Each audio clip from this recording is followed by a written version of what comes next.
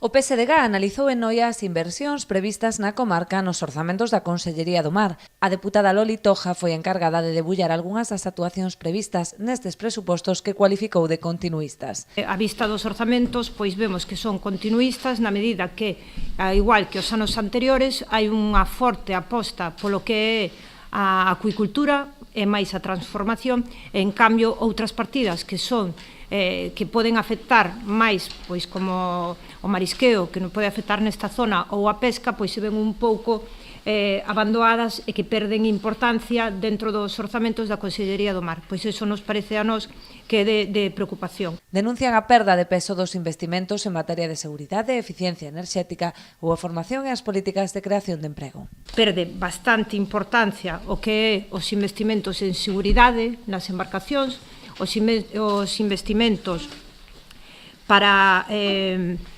eficiencia enerxética dentro tamén das embarcacións, as axudas para xóvenes desempregados, a formación tamén para xóvenes desempregados dentro do que é a Consellería do Mar e a axuda inicial a xóvenes que comenzan a actividade.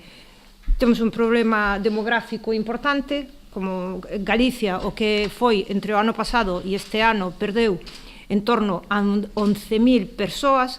A poboación, como sabedes, cada vez está máis envexecida. Temos, efectivamente, ese problema demográfico, co cal, pois vemos que estes orzamentos, lexos ou lonxe de axudarnos a revertir esa situación, o que van facer un pouco, pois, é agravala.